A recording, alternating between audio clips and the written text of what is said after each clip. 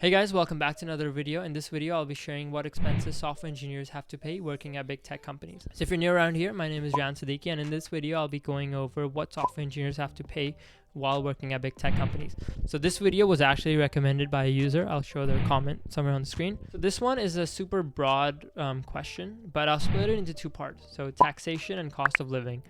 Now with taxes, so every software engineer has to pay taxes. Obviously, every person who works a job has to pay taxes. Now this is highly dependent on where you live.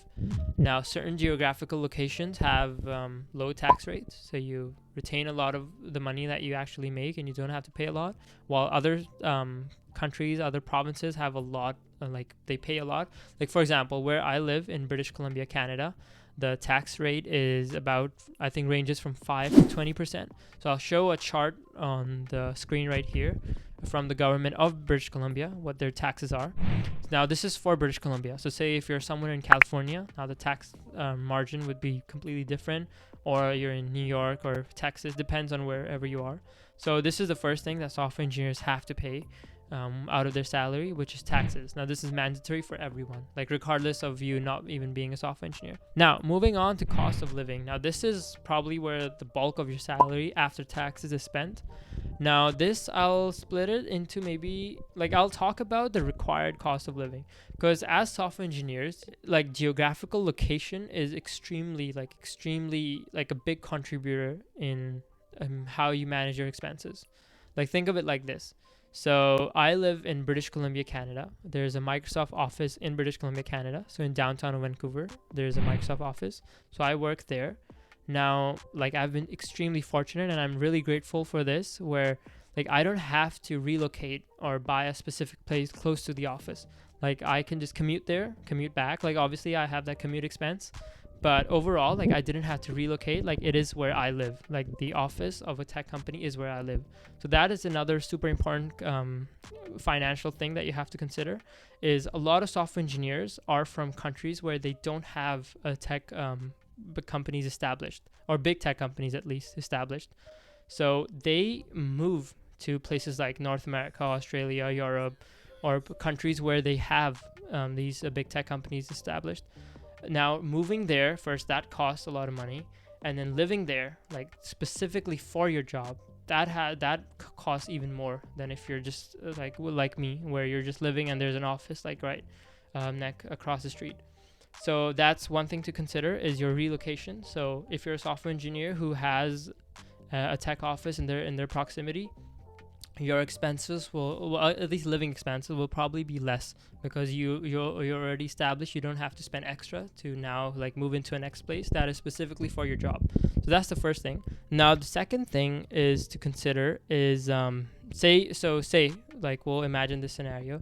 So you moved into, you're from another country, you don't have a software engineering office anywhere there, you got a job in North America or Europe, so you moved there. So you're we'll start from ground zero.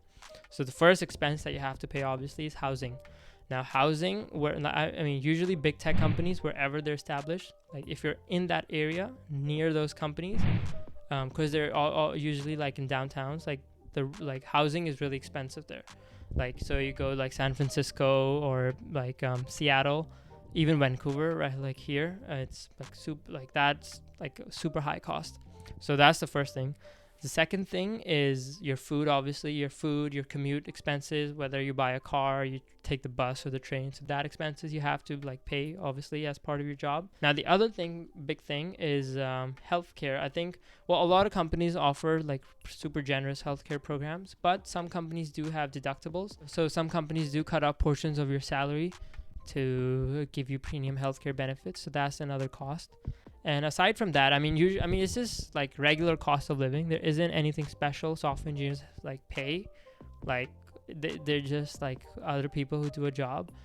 So they pay your taxes, you have your housing, you have your food, your transportation, and other living expenses, so entertainment and stuff. So to answer your question, whoever asked it, there isn't anything special that software engineers have to pay. There is one thing though, that hurts a lot of software engineers that I've talked to, is that software engineering jobs pay really well, and because they pay really well, you tend to get taxed higher. So that's one thing to keep in mind, comparing, okay, we'll do this. So The average salary in Canada is around, I think, $64,000, somewhere around this. I might be a bit high, or somewhere around this. The average software engineering salary in Canada is, I think, 100k plus. So you, like, becoming a software engineer, you're already making more than like the average salary of the whole nation. And this is for Canada. This is an example.